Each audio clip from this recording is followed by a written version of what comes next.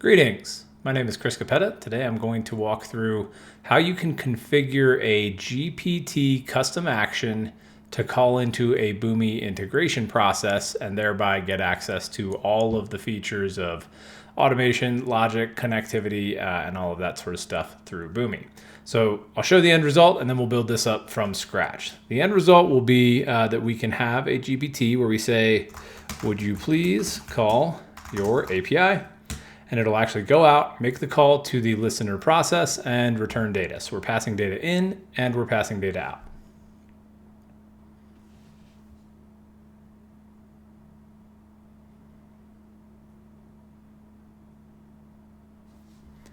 So we're able to see the input payload is going to be the user's request. When we say allow, it's going to actually call into the Boomi side.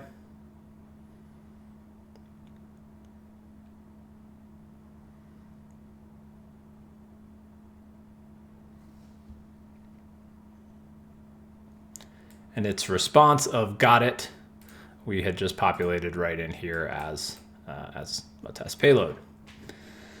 So let's go ahead and build this from the ground up. I will take a quick pause to explain the motivation for this. I've seen a lot of content out there on YouTube and Twitter and a bunch of places where folks are talking about the ability to use Zapier's automation in custom GPTs. And many of them seem to start by describing all of the multi-step automation functionality that you can build with Zapier, and then they just kind of hand wave through the part where they shift to what you can actually do with a custom GPT in Zapier, and it's a much narrower subset. As I understand it, it seems to be that each sort of individual connectivity mechanism is available to a custom GPT, but you can't have a, perhaps a multi-step process connecting to multiple things and doing multiple things. So from some conversations online, this is of interest to folks, and I did want to show how you can bring in the full sort of range of iPaaS capabilities, whether it's kind of the data manipulation layer of mapping. If you do want to bring in scripting, you can. You don't have to. Sort of caching, loading, and then also the connectivity of either application-specific connectors like Jira, Salesforce, etc., or technology-specific connectors like HTTP or database or what have you. So there's a fair bit in here that would become available, and we'll kind of do the bare bones wiring it together and just know that there is the full ability to use as many of these mechanisms as you may want. So let's start from the top. We'll create a GPT. In here, this one will be our, I hesitate to use the word Boomi GPT because that is a specific product name. Let's call this a Boomi API call demo. This GPT will call a Boomi listener process. You will call a listener endpoint when instructed to do so. Please include the user's question as the inbound payload to the HTTP call in the JSON format, and then let's go user request, and then we'll say the user's request. And we'll close that out. We're just telling it here this is the inbound payload format. So we can save this. We'll save it just to myself. The next thing we'll do is add an action. Let's see where I'll pull this off screen real quick to jump back into that edit screen. I have found myself doing that a number of times all right, so we're back in edit mode here. So we'll say, hello there. It shouldn't do anything yet. We haven't wired it up, but it probably still has general LLM capabilities. All right, so this was the process I had wired up earlier today. Humorously, as I was in the middle of recording the process of setting this one up, OpenAI seems to have pulled down their GPT feature with actions, and then they actually rolled in a bunch of new capabilities. So I figured I'd just do a new sort of single take, organic setup of the process with the new things they've added. So we'll go ahead and create a new process here. We can say this one will be our web services server start shape. Recommended changes are fine. So we could say this is our GPT Action API listener. This operation type isn't anything like a specific HTTP method. It just goes into the sort of path here that we'll use. We'll call this our execute GPT API call, something like that. Our expected input can be a single JSON object. Expected output can be a single JSON object.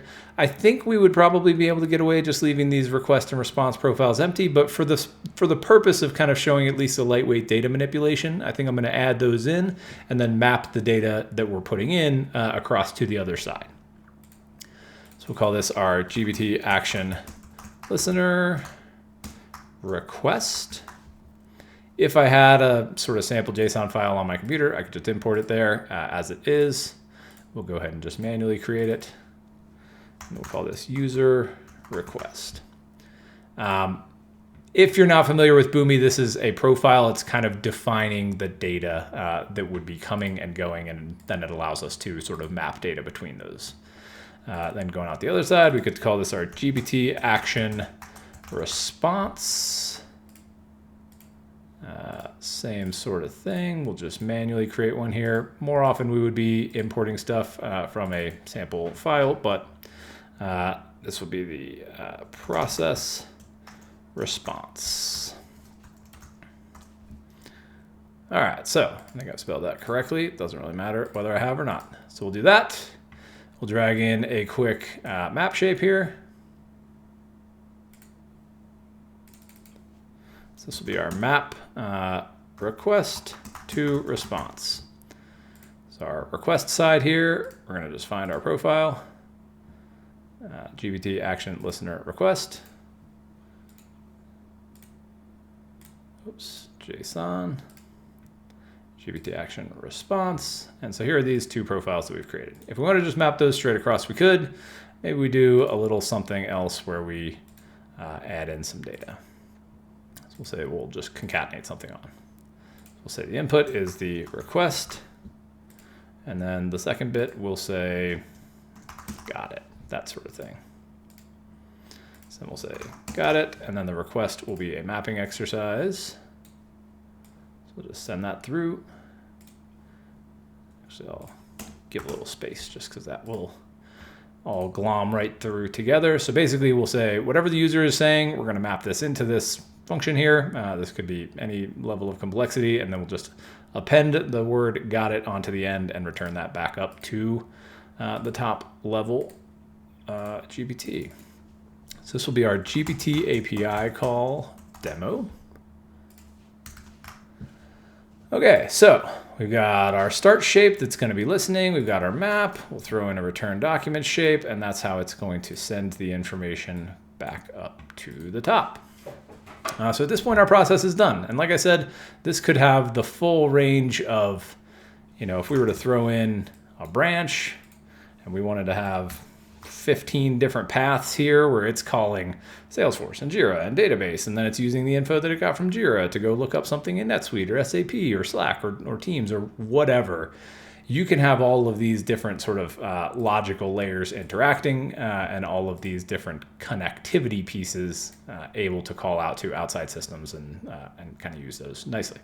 So we'll go ahead and take that out. We'll go ahead and deploy this listener process. We're going to just go ahead and deploy it to our public Atom cloud. No infrastructure setup required if you're using that. Okay, so at this point we have deployed this. I will grab this path here, and I think I will actually start a new file where I just copy in a couple useful bits there. So that's the path. Zooming in a little bit, that is the path we're going to use. If I jump over to the Atom, which is basically Boomi's sort of integration and automation runtime, I'll go ahead and grab the base URL. And then in here, I actually created a user when I was a username and token when I was setting this up a little bit earlier this morning, and then sort of OpenAI brought the feature down. I'll just go ahead and create a fresh one, and I will roll these credentials, but I still will plan to not show any tokens because that just feels better. So we'll call this our GPT API test. Let's call it GPT API demo. So once we do this, we'll save it. Now we're going to jump to the top, and then we'll scroll back down and grab that. So this is our username. The format we're going to use is going to be username : API token. And I'll grab the API token off screen. This format, the colon is important there. We will then base64 encode it, and that becomes our API token that we can call in from the GPTs. So I'm going to pull this off screen real quick. And I'm going to grab this credential for later. And we're getting pretty close to the point where we will be set to wire this all up.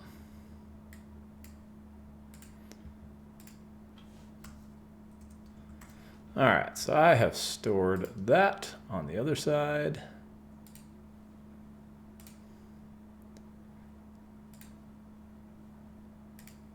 All right, so we're back over here.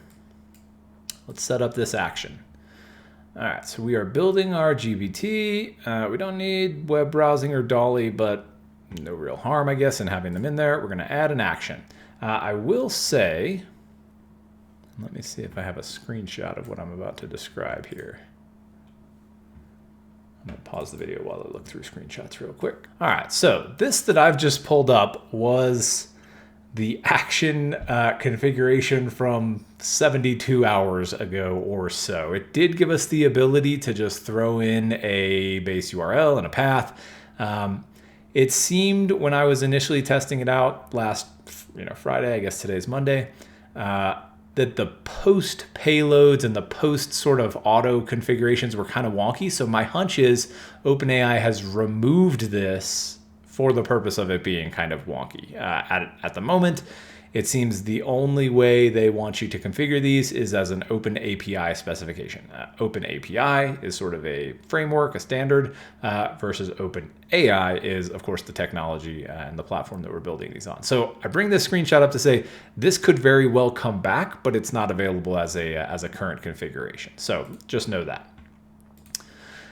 What we will do is the sort of most fiddly part is setting up this Open API schema. Fortunately, we can have ChatGPT generate that for us. So from these examples here, which actually the examples have changed from this morning as well, we'll go ahead and grab a weather API. So this is their sample payload. What we can do is say we are going to find our friend regular old ChatGPT, and we're going to say, hi, I would like you to please generate a JSON Open API spec for me. Here is an example of a valid spec. The spec you will create should call this base URL. And where did I have that over here? That was our Atom shared web server base URL. It should use this path.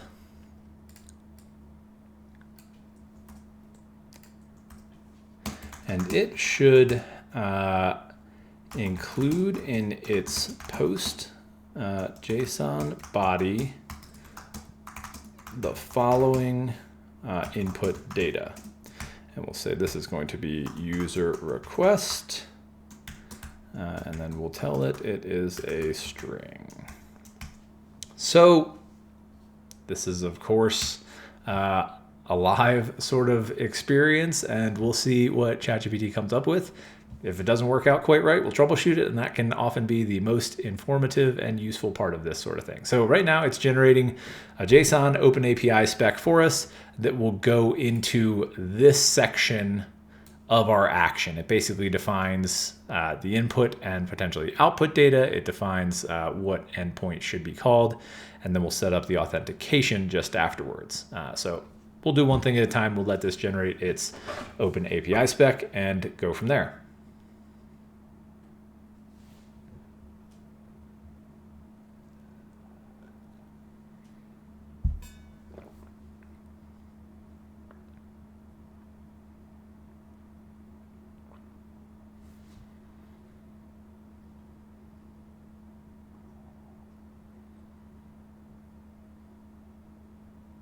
Cool.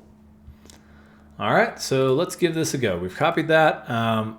Rather than updating this one, we'll just kind of back out and actually just start fresh with a fresh action here. So we're going to add an action.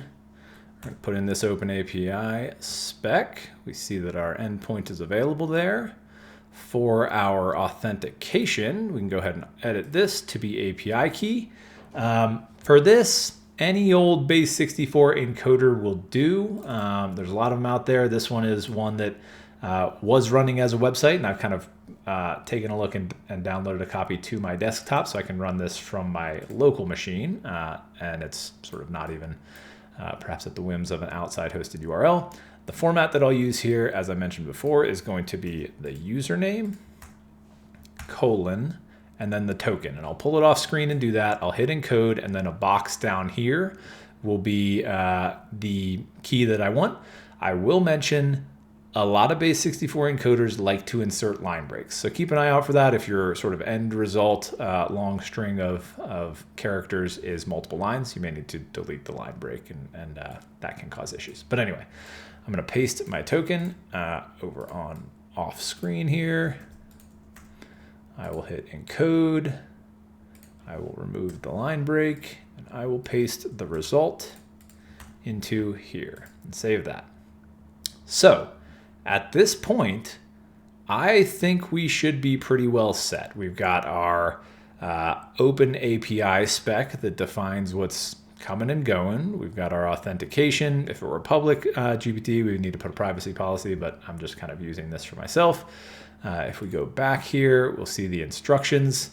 Let's go ahead and give this a go and see what comes out the other side, see if there's an error to troubleshoot. We could say, hi, would you please call your API?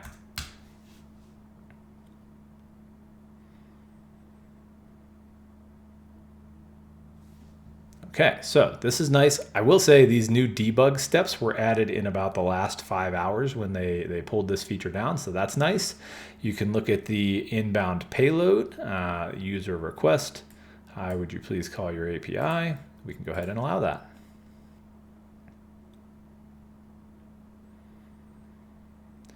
Talk to it. It said, hi, would you please call your API? The response to your request, hi, would you please call the API? Interesting. Yeah, so it interpreted the concatenated response to basically parse out that, hey, this was the new part. It said that. This is the exact response that came back. Our process response, hi, would you please call your API? Dash, got it. So if we look over at the Boomi side now, let me see if I can pull up a quick process reporting view where we can see that actually came in, and we can examine each bit of that call. Before I drag it over onto screen, I'll filter it because we do have a great deal going on in this account. So this is our GPT API call demo. Let's see what we got here. So this is the Boomi process reporting. It is a lovely place. We look at 1958. That was our call about a minute ago. We can jump in here. We can see the inbound data. So this is what was sent from OpenAI. Hi, would you please call your API? We can go back to look at the return documents. And this should be the payload that we fed back. Hi, would you please call your API? And got it. So that's it. Really, we've wired up a GPT to call into a Boomi integration process, and it would then have the full capabilities of that automation and connectivity platform. So taking a look back, We got our process here. We configured this start shape with some inbound and some outbound data. We mapped it across. We did some manipulation of the data. We returned it. And then over on the GPT side, we set it up with some lightweight instructions, with an action, with an OpenAPI JSON spec that was generated for us by GPT-4. And then really from there, the rest of a use case would be Boomi stuff, not GPT stuff. It would be, what systems do you want to connect to? What data manipulation do you want to do? All of that sort of stuff. You could, I would imagine, include some pretty good instructions here to tell what you want the GPT to make of the returned data, to interpret it and generate insights from it and do that in a sort of useful way. I hope that was valuable. Thanks for watching.